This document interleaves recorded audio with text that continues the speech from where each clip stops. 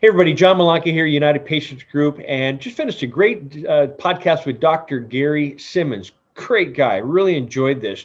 And Dr. Gary is someone who lives up in the Washington State area, who had used cannabis in his life, but about 5 years ago he was diagnosed, and it was a total fluke on how they found this. But he went in for a hernia surgery, and then said, "Hey doc, can you check this little bump on my back?"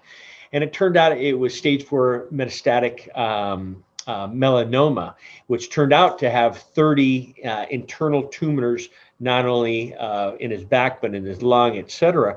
And so he did his research, panic education, as Corinne and I would always talk about it. And he went to his local dispensary. Thank goodness he lived in a legal state. But he says, "Is there anything in here that can help fight cancer?" And she the bud tender kind of said, "Yeah, take your pick."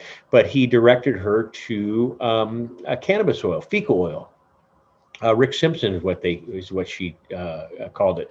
Anyway, he did the protocol, and the outcome, he's cancer free. And what he shared, he is a retired minister and reverend, so he has a congregation of 200 plus people. But he's a patient that reached out, wanted to share his story, and turned out it was a great podcast. So I hope you enjoy it, because I certainly did. So thank you, Gary, for reaching out as well, and enjoy it. See you soon. Bye.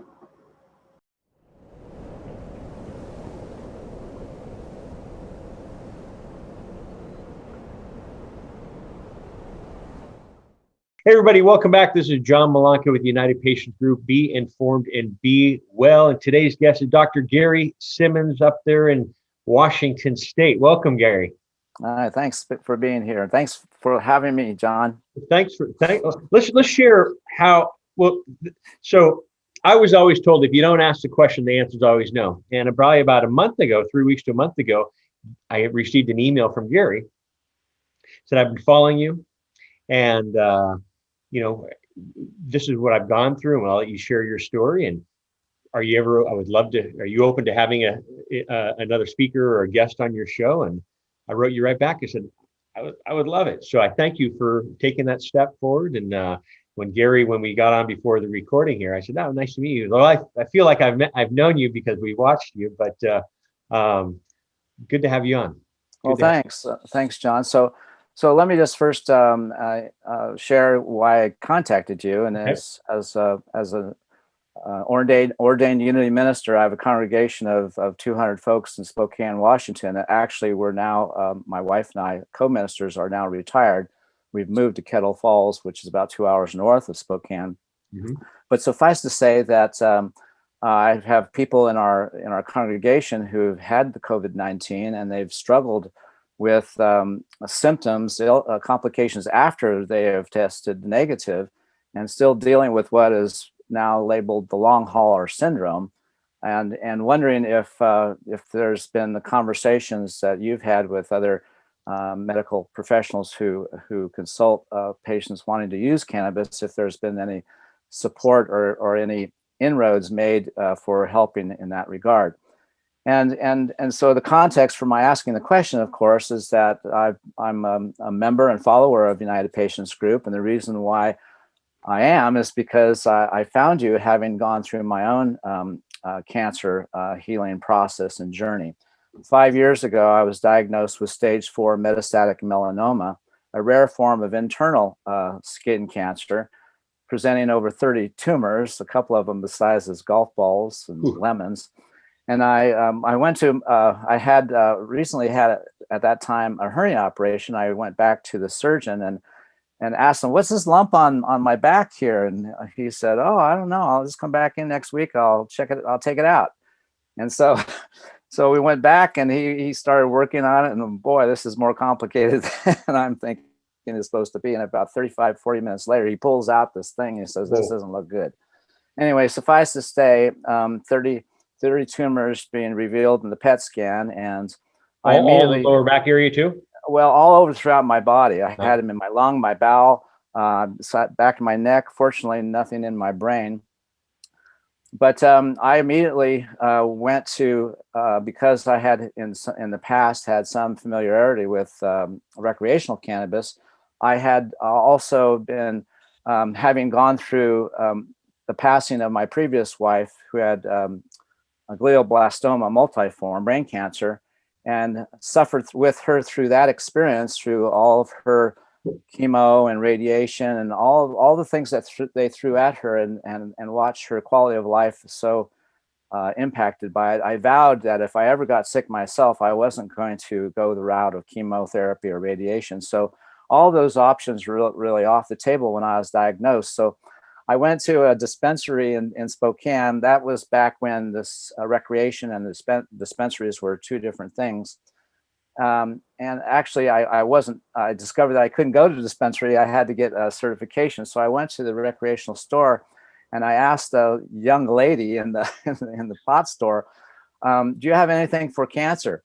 And she looks around and she says, yeah. Take your pick, huh? Take your pick. But she couldn't tell me anything, but she was able to write on a little Post-it note, 3 letters, RSO. And so she said, Google that. Well, the long story short is that I found a path to my own healing. Of course, it's not the path that's I haven't had anybody ever follow after me in my path, because it was the protocol that was very intense. Having to ingest up to a gram of RSO, full extract cannabis oil daily was quite a challenge, along with being a minister, co-minister in a congregation of 200, and having to treat myself during that process. Well, suffice to say that after 60 days or 90 days between the PET scans, I was cancer-free, much to the amazement of my oncologist. And in sharing my story with my congregation, I found myself inundated with individuals wanting support. And I don't know about you, but if you ever walk into one of these dispensaries or these pot stores, it's like walking into a casino. You're bombarded by all of these images of products and things. I mean, and to be able to make sense of all those complexities, I found myself having to educate myself with regard to the products that are available, because so many people in my church had all these ailments that their medical doctors were unwilling to address, and even telling the individuals in my church that if you try medical cannabis, you're not going to be a patient of mine anymore. Wow, yeah. And I'm sure you've heard that before from other individuals, and to be in a position where it's one thing to be a person's minister, and it's another thing to know how to be able to support them. And for me, I found myself going to the pot stores with members of my church and helping them read the labels and really be able to ask questions about what they're purchasing in relationship to what they're trying to achieve in their own personal life, and not having any kind of real education myself in the beginning. It was mostly just tagging along and helping the person kind of feel supported in the process. But which is big, and I've done that, because even when Corinne was 100% healthy years ago, she needed a recommendation because she was the caregiver for her father, and she'd always say, go in there, and I said, come on, babe, I'll take you in there. And she was nervous because cannabis wasn't her lifestyle. And Right. So it got to the point where now that she felt comfortable in there and people would call, she'd tell you what, I'll meet you down there. And she'd Right. handhold. And sometimes it just takes that extra handhold to give the confidence of something new. And imagine going through something as serious as cancer, like you were, like, help. What is there anything here that fights cancer? And for her to turn around and say, well, take your pick. I mean, there are so many products out there. There's so many formulations and dosing and stories and protocols. I mean, I'm so happy that you found that. And with you finding the RSO, I'm on the fence with RSO because of not every patient, in my opinion, should take a gram. You had success. Did you know Rick Simpson actually successfully fought his own skin cancer? Yes, I knew that. It wasn't pancreatic, wasn't brain, wasn't lung, but skin. And now the media has really changed it. I don't want people to think that every cannabis oil is Rick Simpson oil. It's like calling all Starbucks coffee. And I learned the hard. Actually, I learned the hard way. But I did an article on Rick Simpson back in 2011, and we put on the site, and a lot of the oil makers in the industry really jumped on me and said, "Do you know how the true Rick Simpson oil is made? Do you know what the true Rick Simpson protocol is?" They would say, I don't think. I think you should do your research on it." And that's when I did. But I'm so happy for you, because I would never tell anybody not to try something and take away that hope. I mean, if someone said, eat this computer mouse, it could help. I'd say, Gary, scoot on over. We're going to cut this baby in half and start chewing on it. So, your journey. I mean, where you were, where you are now, what you're doing. I didn't know about your wife. In your bio, you don't have that on your websites at all. No, it was in this. It was in what I sent you. And last night I sent you. I didn't see that, and I looked for that this morning. So I was scouring your website. So my apologies. No, that's yes. My previous wife. Well, this is 18 years ago, but yeah, 18 years ago there wasn't.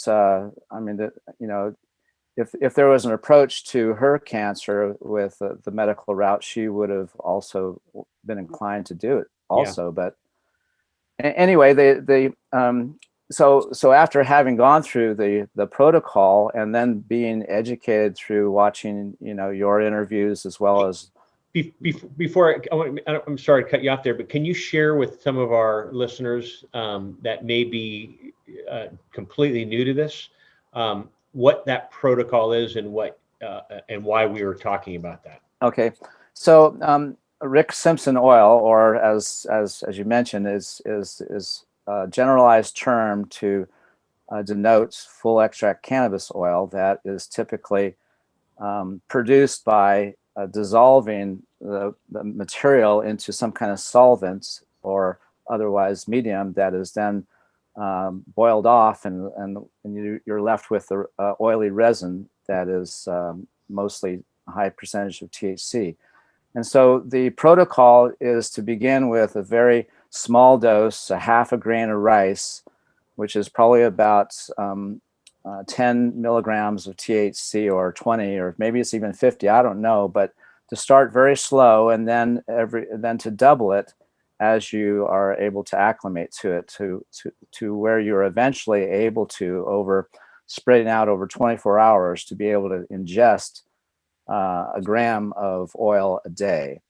And so I was able to acclimate myself. It took me about 3 or 4 weeks to be able to get up to a gram a day. And then after I was acclimated, I wasn't psychoactive very often. Wow. Occasionally it would happen. So I went for 3 months, once I was fully acclimated, at least a gram or even more a day. There was a time I thought that more was better, as you've mentioned. That's sort of the where we go when we're afraid that we're doing whatever we need to do to stay alive. And so I was able to ingest a gram and a half without any problems, and so I did. And for our listeners, that is like Gary and I having a beer tonight and 2 jugs of whiskey tomorrow. I mean, that's right. That's heavy duty stuff. Right. And so this would not be something that anybody else would want to attempt. Yeah. And to be totally honest, as when I affected my healing, people asked me, what did I do? And I told them, and they tried to do what I did, and they couldn't. And so it's not a way to proceed. So anybody listening to that needs to not proceed in that regard, because that's not a path that is appropriate for everybody. It worked for me, but I made it work for me. There's that. And that was 5+ years ago, correct?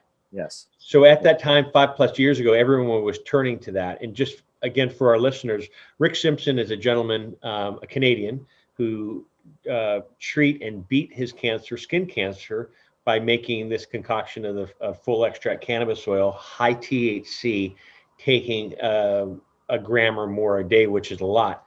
you mentioned, Gary, about the rice grains, and I forgot about that. Just funny how this industry has changed from then to now and where it will probably go. But for the longest time, the unit of measurement with oil were rice grains, you know. And it's like, okay, is it brown rice? Is it Mahotany rice? Is it white rice? Is it, you know, and is it long Indian rice? And so, we'll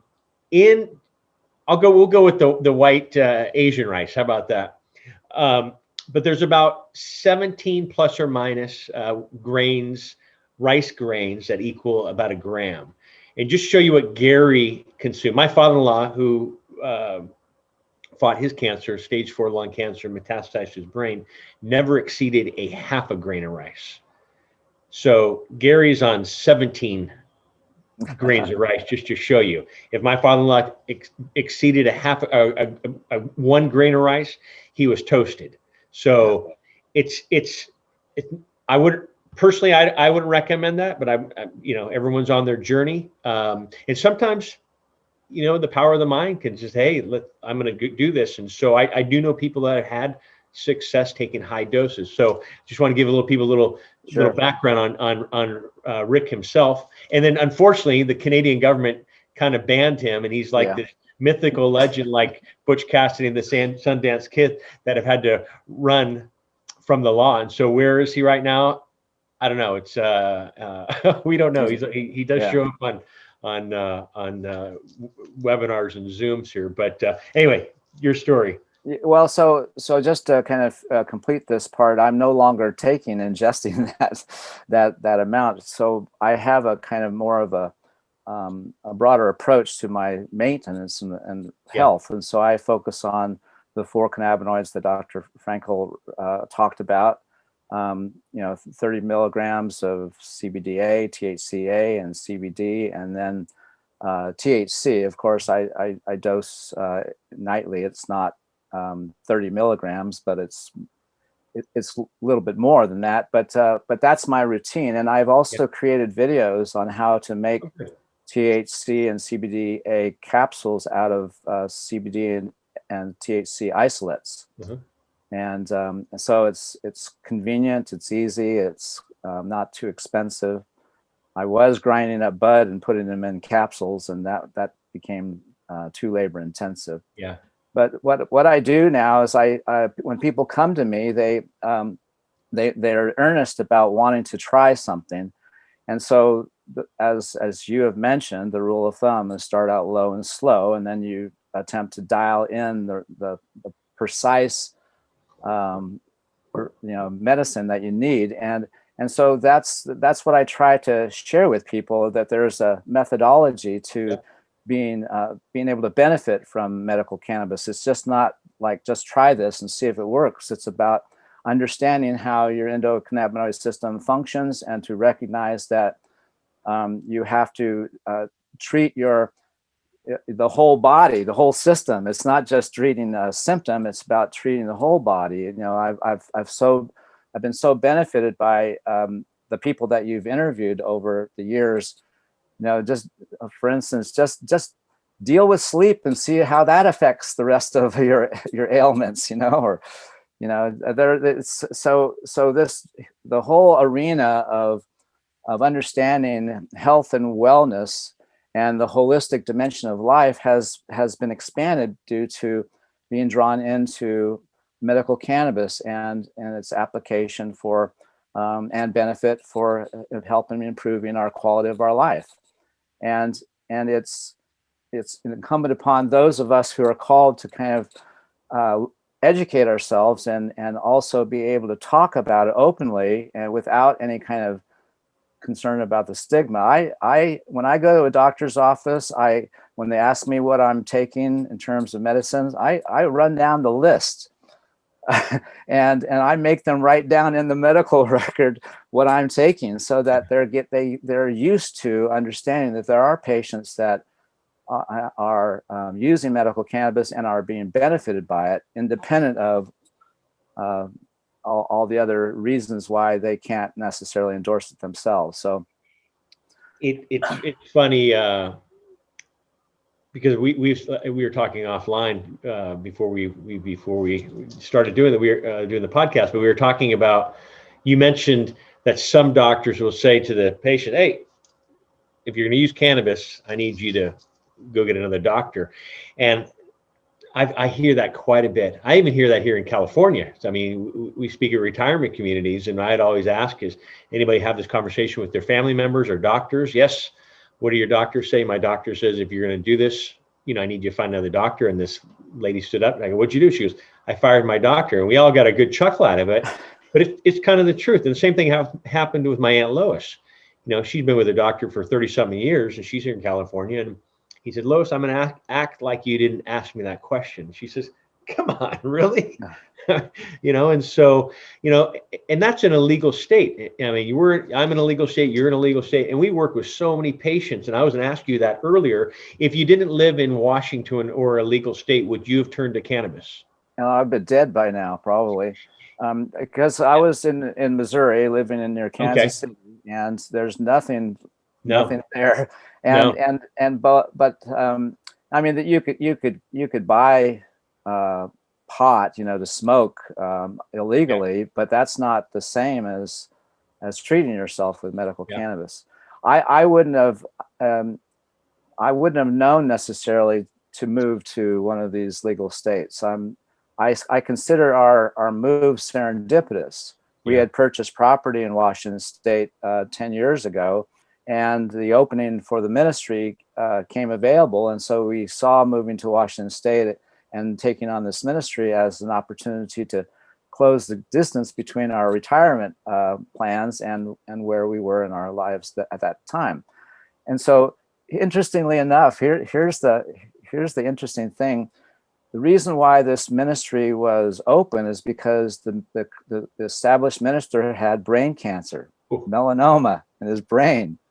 And he was diagnosed with the same kind of cancer, but he fell upon a brand new trial using a new technique that we all now know as immunotherapy, Keytruda. Mm-hmm. And he's been on Keytruda every 3 weeks, an infusion for the last 5 years. How's he doing? He's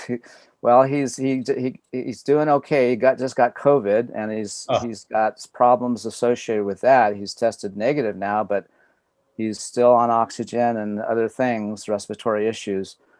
But imagine a congregation having their beloved minister have to leave because he got cancer, only to hire another couple who a year later is befallen by the same illness. And it kind of it does a number on the community, obviously, and everybody kind of has to kind of wake up and watch what's going on. But the outcome was, I think, is that I became very open about my process, my healing, my struggle. Jane, who is a co-minister also, public speakers, was also able to share her struggles, her fears, and her concerns. In addition to I had after complications associated with my cancer treatment because I had tumors in my intestines. I had intestinal blockages that had to be addressed in the course of my treatment. This was after my remission. Mm-hmm. So I'm not without my own kind of challenges. And the other side of it, the positive side of it is that when people can see their minister have positive, transformative results, they pay attention to not only what the minister is doing, but why. And so I was, it's not my nature to try to say, okay, well, pot healed me. No, pot was something that was revealed to me as a part of my divine guidance. I was drawn into the experience of having this healing modality available to me. It was almost as if it's just a part of the plan. I mean, that's the story I'm making up about it, of course. Beautiful. But that's the story that helped inspire members in my community to attempt to address their issues in some fashion with medical cannabis. Now, I will say that shortly after my healing, I had one of board members have kidney cancer, something related to his bladder or whatever, and was interested in my story. So after telling my story, he purchased all kinds of RSO vials and started his journey. Well, he got up to about 2 grains of rice, and he started going into having psychotic episodes that were very troubling. And he couldn't kind of deal with what emerges. And I mean, if you become catatonic and approach that level of intensity, the dark side starts to peek in through your awareness. You don't have pleasant thoughts about things, and so he was not able to quiet that part down. Now I'm a long-term meditator, so I'm able to manage what's happening internally and recognize, no, this is just the phenomenon of the medicine. It's not my reality changing on me. So people, no one has been able to follow my path, and that's just fine with me, because now I recognize that there's a much softer, more precise, gentler approach to managing life illnesses. Softer, more general approach. Yeah, there is. Yeah, I laugh because it brings me back to when Corinne's father was diagnosed, 2011. My family is down in Santa Barbara, and Corinne and I went down there, and we weren't going to be able to make it back up, go to the dispensary in the Bay Area to get to her folks' house. So we went to a dispensary in Santa Barbara, and at that time, cannabis was cannabis, oil capsule was a capsule. Anyway, we went to dinner with friends. It was a Wednesday night, went to Mexican restaurant, had 10 baskets of chips before our food came, and I'm not a drinker, so I wasn't drinking. And so ate all the basket chips, ate the food. And then I walked up to, what do we do? Anyway, we walked on the street, and I had this capsule, and I said to my buddy, Steve, I said, so we took a half, and I said, okay. And I just thought it was going to be 5 milligrams. Well, the capsule was a gram of oil. Oh God! And I took a half, and I went, and I know every crack in the street in Santa Barbara. I know every store. I know everybody there. They wanted me to run for mayor one time. Actually, a buddy of mine, the guy I was with, actually, he's born and raised Santa Barbara. He goes, man, you know everybody from the homeless guys to the celebrities and everybody in between. You need to run for mayor. And so I'm like, I'm not going to run for mayor. Anyway, we were walking in a store with the families, and it hit me. Gary, I could have been in Bangladesh. I didn't know where I was. And I was walking back to the car with Corinne, and she's like, are you driving? I said, I can't even walk. And I was just so thankful that I didn't see anybody that I grew up with, because they would have thought, what have you been doing for the last 20 years? Is this what your life's about right now? But I remember I shook all night long. I couldn't sleep. And I said, Corinne, if you have to take me to the hospital, this is what I took. And I only took half of the capsule. Imagine the whole thing. But I remember I was stoned for 3 days. Yeah. And I was like, whew, I will never do that again. And I remember giving my brother he's like, I told him what happened, and he says, why would I want it? Throw that away. And so that actually made me realize, oh, not every capsule is the same capsule. Imagine if I would have given that to Corinne's father. That would have been like, oh my gosh. And so that's why you talking about of how many, like going to a casino, what's in there? It's confusing. I took a group of retired pharmacists here in the San Francisco Bay Area, and we did a day of education of the good, the bad, the ugly of dispensaries in the San Francisco Bay Area. And some of them, they were just blown away on the cleanliness and the education behind it, and then the other ones were black market, but they're still legal operations, and so you have to find, there's good and bad in everything. I mean, in anything, I should say good. Some people might like the hole in the wall, dark, grungy bar, nothing wrong with that. And other people want to go over here. So I'm not saying it's one's better than the other, but I wanted to show them the differences. And especially for a first timer cannabis patient, like yourself or some of your colleagues or in the congregation that you're taking there, they're like, where do I start? And so you being that guidance hand of giving them support and say, here, I'm here for you. Ask the questions. We can double down on trying to find the right thing, and the importance of labels is great.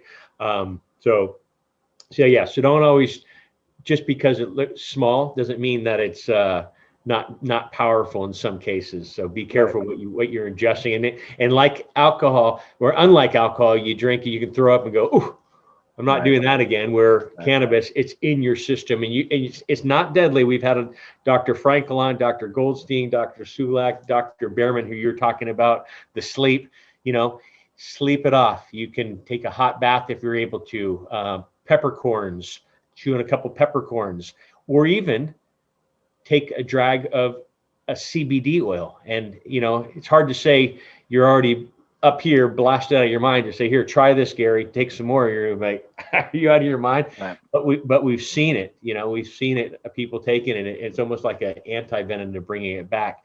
And so with your guidance, with you taking some of your, I guess, colleagues and congregational members to these dispensaries. But you mentioned also what brought on this call, this email of the long haulers with COVID, and I think you mentioned, or I read it, that you have lost a few parishioners to COVID. Yes, there's been a few people in our church that have passed away due to COVID, and as well as a number of individuals in the church that have tested positive and gone through their process, some hospitalized and others just on their own and complaining. I also wanted to mention just one thing else before we kind of leave the conversation. That is, I had a person in the church ask me for some support for her mother, and so I was able to talk them into getting a consultation through United Patients Group, which is my number one thing. Before I say anything to anybody, I give them the information that they need to consult with a medical professional. So having said that, she did that, and she got a report and a protocol to try. But what I found is that even with the very clear instructions as to what to try, it still was helpful for her to receive me telling her why it's happening this way, what the medical professional is trying to do with saying, okay, use a 5-to-1 tincture, and just do a couple of tinctures fulls. You're not going to get high, you're not going to get a buzz, but as you acclimate with this tincture, you're going to be able to increase your THC intake over time. So those kinds of things are helpful to be explained, so that a patient doesn't kind of just see the recommendation as being, oh, I do this and then I'm better. No, there's a process that moves towards dialing in a very precise, very precise prescription protocol. Yes, that's the word. And anyway, so I find that while it's integral to a person really maximizing their benefit and ability to navigate the complexities, having some medical professional basically say, here's a place to start, and here's a process that you can dial in to see if this is going to be of value to you. It's helpful to for a person not only to get the recommendation, but then to be able to process that in a way that they can actually execute the recommendation. So I had to go to the dispensary with this person who was helping her mother, and be able to show her what she needed to ask for. And because it's one thing to get a prescribed ratio of 5-to-1 of CBD to THC, but what's the best way to really acquire that in the context of you have 20 different tincture products, and there are different servings within each product. And so So the whole idea of being able to not only optimize a person acquiring the right product, but being able to not spend money that's unnecessary or a waste of money on product that is not necessarily suitable. So those are things that unfortunately we can't necessarily impact other than to be, you know, kind of our own ambassadors and helping people as we can, just to kind of manage to get what they need. So it becomes down to just that nitty gritty. Well, one, I didn't know you did that. So that was, thank you for trusting us with your friends as well. Yeah, go with us or go with someone else. I truly believe a medical professional should be involved. Just because it's, as you're mentioning, it's not a one size fits all. There's so many things to look into finding that sweet spot. Maybe it takes 2 weeks, 2 months to find that sweet spot of what works for you, or the products, you and I could, you're in Washington, I'm in California. And because we're two legal states, doesn't mean that we have the same products in there. So what may work for me down here or someone in another legal state, Colorado or Florida, you might not have access. And we hear that all the time. And so it's important to have some guidance, because they do go over age, weight, current health condition, the sensitivities, the stage of what you're going through, any other drug to drug interactions. Yes. And take a look at that. And I think with that, it educates the patient, makes them feel a little more confident, a little more, I can do this. But also, I always offer family members. Do you want your family member on? Bring them on. Yeah. When Corinne was ill, I went to every single one of her appointments, and I took notes. And she just go, oh, thank you. I'm like, well, I'm not going to leave you here, just like you were with your deceased wife. And earlier you mentioned Jane. Jane's your current wife, right? Yes. Who's also co-pastor? Co-minister. Co-minister, Right. Excuse me. Co-ministers. Okay. Yeah. When we took the job, there's only one position offered, but we just split it between the two of us. Deal. Hey, this is a joint a team. Yeah, and what enabled us, because we're both part-time, enabled us to do the other things. As I mentioned, I'm a published author, and we have a worldwide shadow work program. We've trained over 8,000 people to go through our shadow work process with over 140 facilitators worldwide. I'm an experimental aircraft pilot and builder. That you're working on your fourth plane now, or? Yeah, I've just finished building my fourth airplane. I still have to find an airfield to do some test flights. And I'm also a martial artist. I have 45 years in Taekwondo, right? Taekwondo and other martial arts. So I have health and fitness as a part of my Good. core foundation, as I know that you do too, John. Yeah. And when and so the whole idea of helping people with their health challenges is, it's broadened itself. It's no simple thing anymore. We have to treat the whole person. Diet, exercise, sleep, all the balances that we need to have in our own personal, emotional well-being. And we these pandemic times, we're literally exposed to a level of trauma that it's not uncommon for us to think in terms of all of us being affected by post-traumatic stress disorders in some fashion. And if we're not treating ourselves as if we're exposed to and modulated by the incoherence that surrounds us, especially in our divided and polarized society, if we don't understand that has impact on our well-being and our internal state, we will just allow the forces of the world to kind of overwhelm us, and we'll become victim of illnesses and disease because our immune system is weak, or we're overwhelmed with stress. And so much of my experience of wholeness and well-being, especially through the use of medical cannabis, is all about bringing ourselves back into our natural state of balance and well-being, And if we can do it in a natural way that doesn't create more complications or poison our bodies, we should be exploring that. I live in a place now where, a lot of people grow their own medicine, and it's just a part of the culture. I've had people who've come to do work with here at our property who've noticed my medicine cabinet of plants, and have commented and talked about their grow rooms and things like that. We all have to do what we have to do in order to stay healthy.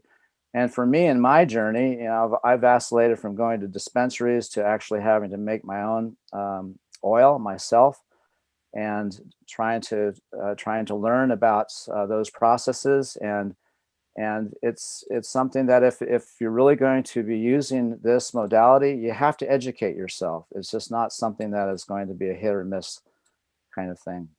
And I learn every day. You talking about medicine. I've grown some plants, and when Corinne was diagnosed, I grew in the backyard, and we're here in California, so it was outdoor.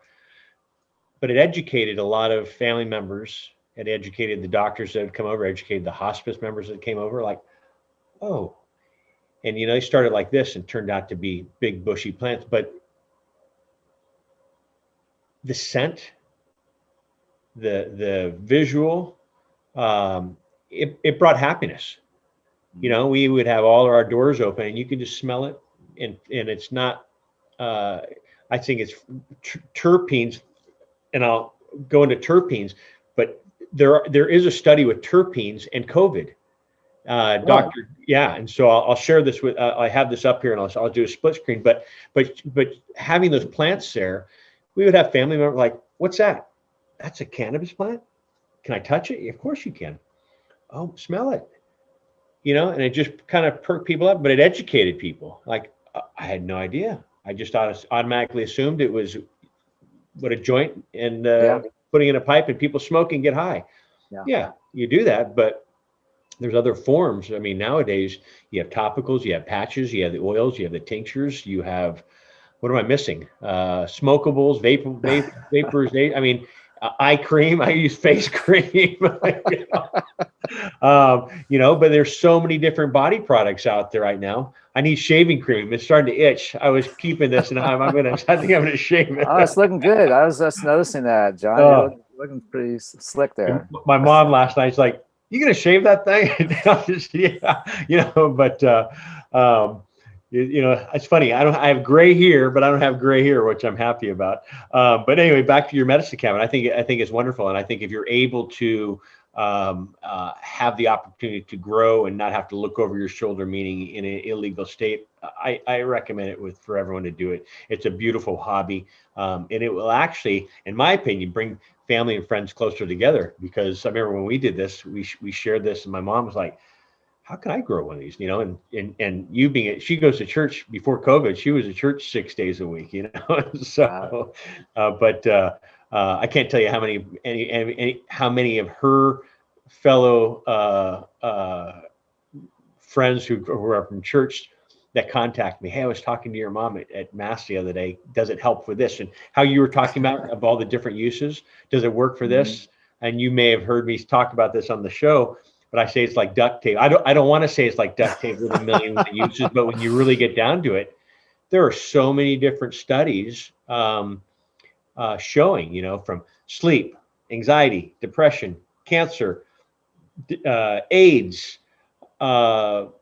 Parkinson's, epilepsy. I mean, the list goes on and on and on and on and on. And so, we were fortunate we lived in a legal state, and just the same thing with you as well.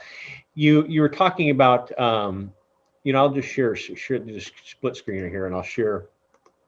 I did a podcast with Dr.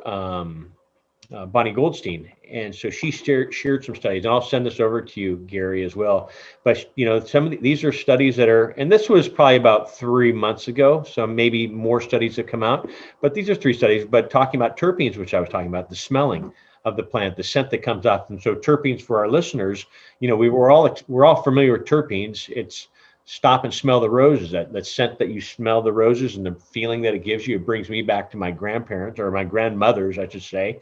But smelling a lime, smelling a lemon, smelling the pine needles, linalool, which is lavender, the calming effect, all the above. And so, but these are three different studies showing how cannabis has in these studies showing the benefits of cannabis when it comes to COVID as well. And so, Awesome. but I'll share that with you, and you can take a deeper dive, and I'll put the link out for our listeners as well. So, what's happening with your congregation and some of your fellow friends over there that are going through this? Some have lost this battle to this disease. A year ago, right now, I grew up in Asia, so I'm my cousin Greg, who's here in the Bay Area. He's like you. I want to say it's fifth degree. Your possibility. Your fourth degree. So yeah. I think he's fourth degree, but in Taekwondo as well. And but growing up, my dad was in banking, and so we lived in Tokyo and also the Philippines, and then I always came back as California's home base. But last year, exactly a year ago, I was in Asia for our school's 100th anniversary of it being a school, 1920 to 2020. And there are about 1,600 alumni from around the world that showed up. And that will probably never happen again. But it was one experience. But while we were there, everyone was talking about this China flu, this China flu, this China flu. And be careful. It's going to, probably make its way back over here. And look where we are now. A year later, and a lot of lives have been affected, and it's still being affected by this. So hopefully, and now all these new strains are coming out, and so I don't know. I'm not. I don't know if I'm on board with the vaccinations. I'm not. How do you feel about vitamin D3? I'm a big fan, and I take a lot of vitamin D. When Corinne was ill, we consulted with doctors around the world, and this one doctor out of Australia who was really, his whole thing was about vitamin D. And he said, take Corinne to a deserted island and be on a beach, get in the water with the minerals, eat the fruit, the seafood. And I said, if she was having a nervous breakdown, I would take that vacation, but I can't because it's not a nervous breakdown. It's pancreatic cancer. But I'm in California and it's summer, so we have the sun. And he said, why? And he says, vitamin D, vitamin D, vitamin D. He goes, I can't tell you how many cancer patients, but if you get the vitamin D, this, what he shared with us, vitamin D, sodium, potassium chloride, and vitamin D. And with the vitamin D from the sunlight will heat up the capillaries, converting to HCl, which will attack the cancer cells. And so we became obsessed with getting vitamin D, and not just vitamin D going outside everybody with putting, 50 sunblock. And I know you had melanoma, but, getting it on the torso became something that we were doing every day. And I was watching her pain levels go down, her cancer levels go down. She was standing more upright. Her breathing changed, and even our doctors like, what are you guys doing? And we shared. And that year we had the fires, which is about an hour north of us in Napa Valley. Mm-hmm. The smoke permeated through the whole Bay Area, and in those 10 days of not being able to get outside to get fresh air and vitamin D, that's when Corinne declined. So I am a big fan of vitamin D. It's kind of hard to share with someone who I'm talking to had melanoma. So what are your thoughts? And how did you get on your back? Was it a sunburn that you had on your back years ago? Or no. So they surmised that when I was a child, I had a severe sunburn that kind of conditioned myself to the melanoma.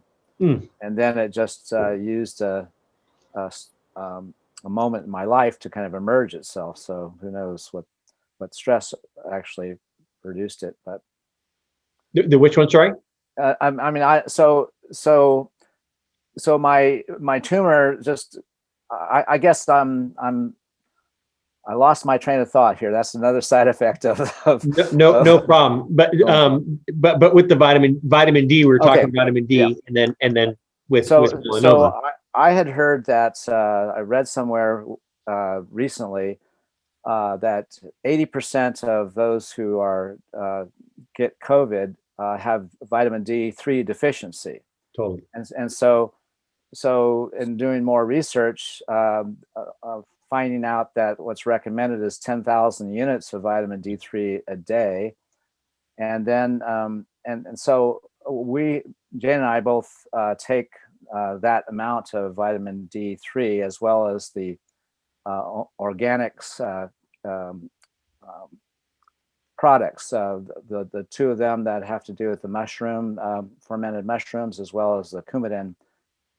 It also has vitamin D3 in it. So, gotcha. So we're finding that we believe that we're optimizing our immune system, and like you, we're kind of tentative about this vaccination, wanting to kind of wait and see what. Totally. It's too soon. You know, we've seen so much that has been rushed through. Yeah. That has not been worked through. So yeah. And I go through that with my brain every once in a while too. So don't feel bad. What was I just talking about? You're like, oh yeah. Yeah. Did you ever use cannabis as a topical on any of your, wounds or tumors? I mean, I know patients have, like I said, I'm not going to tell you if you've heard someone eat this and it's successful. I've had breast cancer patients, females, that have actually slathered the oil. And so back to what Gary was talking about, the Rick Simpson oil, it's the consistency that looks like molasses, and it's dark like molasses, the way Rick Simpson's protocol is and made. But they would rub it directly on the breast on the outside. I've had other skin cancer patients that have put it in. Most skin cancer patients, when I didn't know where you had it. It's all internal. All mine were internal. And that's, wow. I mean, that's rare, huh? Yes, very rare. I mean, you were kind of, God was shining down on you because you went in for one thing. Would you say, was it hernia? Yeah, I had a hernia operation, and then when I went back for the checkup to make sure, and I just asked about a lump, and I had the lump for a long time. I just didn't ask anybody about it. And then I had one underneath my armpit, and then I had one on my buttocks, and then we had the biopsy, and then we had the PET scan, and then then I just started my protocol.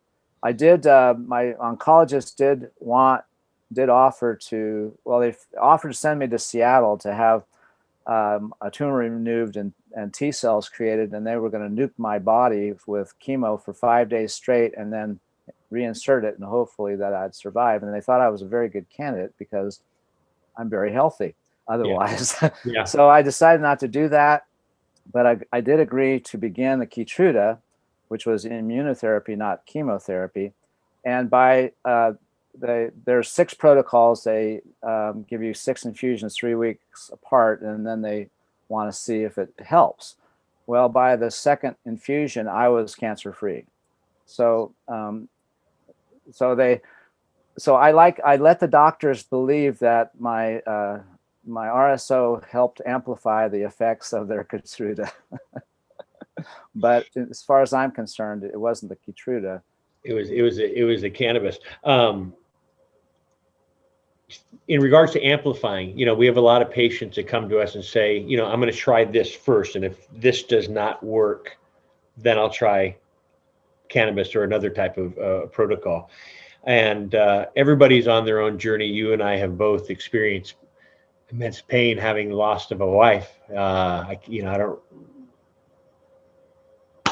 I'm still in that stage, and it's 3 years later. So I'd never tell anybody not, don't do this. And so, but I want to share that cannabis can successfully go hand in hand with other protocols of chemo radiation. Helps with mood, helps with appetite, helps with nausea, helps with sleep, yes. Which is so important. in a healthy body or a body that has something as severe as cancer. And so, and I like the idea that you shared too. You've mentioned THC because of the media 5 years ago really pumped up Rick Simpson, take a gram, take a gram, take a gram. And then people realize a gram was too much. How do you expect me to take a gram? And so me personally, and it sounds like you, Gary, as well, is you wouldn't recommend that for most people. And so here's my brain fart where I was going. I have no idea where I was going with this thing, but yeah, having the guidance, believe when I was there and it was gone. Sorry. What were we talking about? Well, I don't know, but I came up with something that I'd like to share. Please. And that is another aspect of coaching members in my church. I had one member who was dealing with pain in his feet, neuropathy. Yeah. And to the point of, thinking about killing himself. I mean, there's been a lot of people who've had that kind of nerve pain and not being able to get any kind of relief. So I just shared with him how to make the CBDA and THCA capsules, with the raw bud. And we went to the store and bought CBD joints because that was an easier way of getting the high CBD, and then mixed it with just a normal ounce of THC bud and grinded it all up, put it in the capsules. And 3 weeks later, he came to me in tears, saying that his pain was gone and basically saved his life, he would claim. And to have that kind of impact on somebody who struggled with the medical community and not being able to get any relief, to me, just having the one or two people that I've seen have profound improvements is so gratifying, as you probably have experienced over these years. It really is. And I'm not a doctor, so I don't tell him what to do. But I've had that. Who a friend of mine, he's a DC chiropractor, and he's late 70s, and he had the tinnitus, just ringing and ringing and ringing and ringing and ringing. And I said, there are some studies, I would try this. And his wife said, he's tried everything. And his ringing has stopped. And this has probably gone on for 8 years now. And I've gone to events with them, and I walk in and people come up, you're the one that saved Michael's life. I said, I didn't save anybody's life.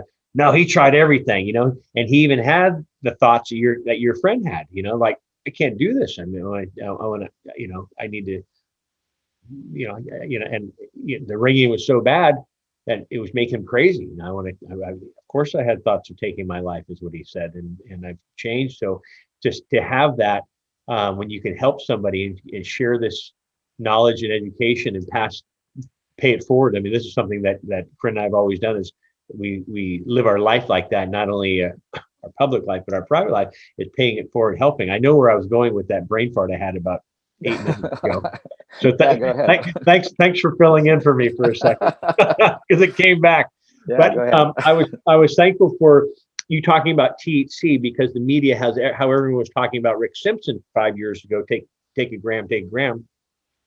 The media has really pushed everybody away from THC and put CBD in the forefront. And so we still get a lot of patients who say, I want to try this. I want the medical portion, which is CBD, and not the recreational portion, which is THC in their mind. And all the cannabinoids that this plant has to offer, they all have a role in bringing the body back to homeostasis and balance. And like you with cancer, and like with my father-in-law, if he was on a full CBD regimen, I know for a fact he would not be here today. That THC and his protocol for his RSO, fecal full extract cannabis oil protocol, his oil was a 4-to-1 ratio, 4 parts THC, 1 part CBD in that oil. Were you, because the true Rick Simpson oil is high THC. The true Ripson oil was made with a paint thinner. And so that's what a lot of people are like, okay, hold on. So that's why when I always say, I don't want people to think all oil is Rick Simpson oil, like all coffee is not Starbucks coffee, you being from Washington as well. So with your study, did you research THC versus CBD when battling your types of cancers? And well, I know you're doing different cannabinoids now. Yeah, at the time, no, I didn't. I didn't know about the other cannabinoids. Yeah. I mean, I knew about CBD, but hemp has got kind of soured my really welcoming any kind of information. And interesting, my father, who is not well, he lives in Milpitas, California. I'm from San Francisco, Bay Area. Yeah. Anyway, so he was telling me how he was benefited by CBD. He orders it online. And then I was saying, well, you don't know what you're getting when you don't know what you're getting. So, but since then, when I first started my protocol, if I didn't buy what I needed at the dispensary, especially when Washington State folded the dispensaries and recreationals together, there was no longer the incentive for people to make high quality, high THC RSO or full extract. So consequently, it went from like 90% THC to 60 or 70 or 80 if you're lucky, and it doubled in price. And so that drove me to try to grow my own and to experiment with the different solvents. I first used acetone, which was not good. And then finally, I discovered organic 200 proof grain alcohol.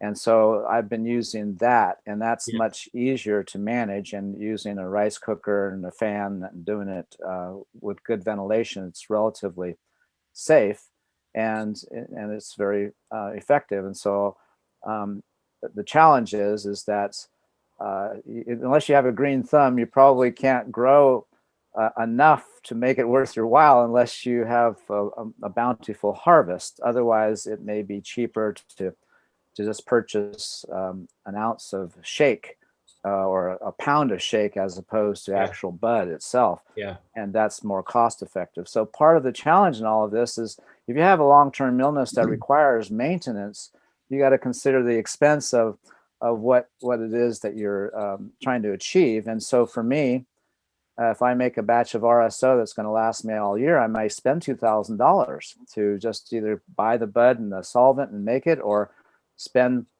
the time to grow 15 plants, which is what I'm legally allowed to grow, and try to produce enough to make it cost effective. So part of my journey, my struggle is still trying to manage the expense of what it takes to kind of really have the full benefit of what's available. Yeah. Yeah, we have made it, and so I have to throw this disclaimer because you've brought up things that I haven't talked about in a long time, but I was the same thing. People are like, well, I'm going to make it myself. Well, do you have access to Everclear, 190 proof or 200 proof? No. And we were getting a lot of patients that were getting sick because they were making it with rubbing alcohol. Oh. There's a reason why the winos can't go down to CVS and buy a 69 bottle of rubbing alcohol and drink it. They'll get sick. And I just, there are some companies that are using isopropyl alcohol, which I'm not a big fan of. And so they can do what they want. They think it burns off, but I just think, I wouldn't put me, and I'm not a chemist and expert on making oil. I probably wouldn't use paint thinner, and I probably wouldn't use isopropyl. But just for our listeners, it is, as Gary was saying, it can be dangerous because highly flammable. And so if you are going to do it, do it on a double burner heat plate where there's no open flame. So be cautious with that. If you're able to do it outdoors, go do that as well. But you're talking about cost, because I used to share that exact same thing. I'm going to make it. And it's like, if you don't know how to grow, you could have mold on it. Because I know a lot of growers that have been growing for 30, 40 years that still lose crops because of mold. So I don't care what an expert grower you are, mold can come in. And so you have to cut that down and throw it away. And so one, if you don't have a lot of money, that could be a waste. Two, time, because we used to work with a lot of patients that, like my father-in-law, were given 2 weeks, 3 weeks to live. And it's not you're not growing a plant like putting something in the microwave and for 5 seconds it's warm. Right. And then cost, you don't have time for trial and error as well. And so in that case, I think you're better off, like you were saying, Gary, go down to the dispensary and buy it from a company that's made it, that's tested it. The lab results are there because you know exactly what's in it. If there's any pesticide, mold, toxins, what the formulations are. And so I hope everyone can grow and maybe even try making oil. But if you're in a position of, not having that time on your side, I would probably go down and just buy it from a reputable source as well. And nowadays, with cannabis being legal, I think in 35 states, that number is growing. And so, but I appreciate you coming on. I mean, really, I really enjoyed this. Me too. Do we leave anything out? And do you have any closing words? Well, I just appreciate the opportunity just to be in the conversation, and I'm passionate about people really understanding the value of medical cannabis, and just hope it has helped people appreciate and deepen their understanding. So I'm glad to have contributed to the wellspring of information that Definitely moves people into a more positive relationship with this sacred plant. Thank you. And can you share, because I did see the video that you made, the capsules, and so how can people find you? Well, they can go to my YouTube channel and Dr. Gary Simmons, and they can check it out there. Also, I have a blog page, drgarysimmons.com. My blog is focused on my other passion, and that is supporting churches and becoming healthy during these times, because right now 9 out of 10 congregational ministries are in decline. Prior to the pandemic, this was the state of the industry. And so in my work, I coach ministerial colleagues and ministry leaders into different organizational practice that is more able to thrive in these times.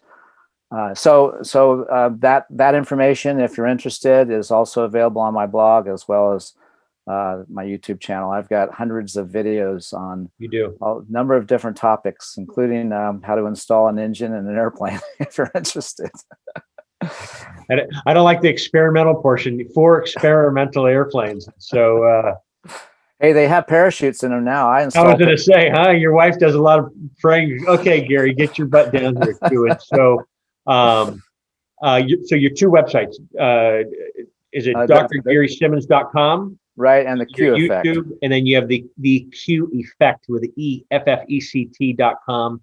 Right. God, I was going to say one more thing too, but I really enjoyed this. I really have enjoyed this, and I thank you for being open to contact me. And it turned into a great conversation and helping others too. And so, but I thank you, Gary. And if I can make another contribution in some respect, being a part of a dialogue, a forum, or anything, just let me know. Please. And you were talking about your congregation. Our church up here felt bad for Father John. For the past 5 years, we've been doing fundraisers to build this beautiful church hall, because we've had the original one for years. And they finally opened it up. They had their first crab feed last year on January 18th. Excited and then COVID came. Yeah. So a lot of the donations, because of Easter masses and every Sunday mass, that was help. And so they've lost out on all those. And so he's sitting there going, God, we did all these fundraisers. We built this beautiful church hall, and we were expecting, donations are huge in any church, any congregation too. So if anybody wants to help, find Gary, you get drgarysimmons.com or at the Q Effect or on his YouTube channel. And I'll put all those links in our podcast here, Gary. Awesome. Can't thank you enough, and blessings to you and Jane and everything you're doing as well. And really enjoyed this. Thank you very much. Yeah, me too. Me too. Yeah, Let's stay in touch. Okay. yeah, I definitely will. And we'll see you, and we'll see you, our followers. John Malanca with the United Patients Group. Be informed and be well, and we'll see you then. Have a great day. Bye-bye. Hi, John Malanca here with the United Patients Group. I hope you've enjoyed our videos. Please click like as well as subscribe to our channel here on YouTube. Also, follow us on Twitter at Patients Group and on Facebook at United Patients Group, as well as for our podcasts. Please click the link in the description below. We'll see you there. Bye-bye.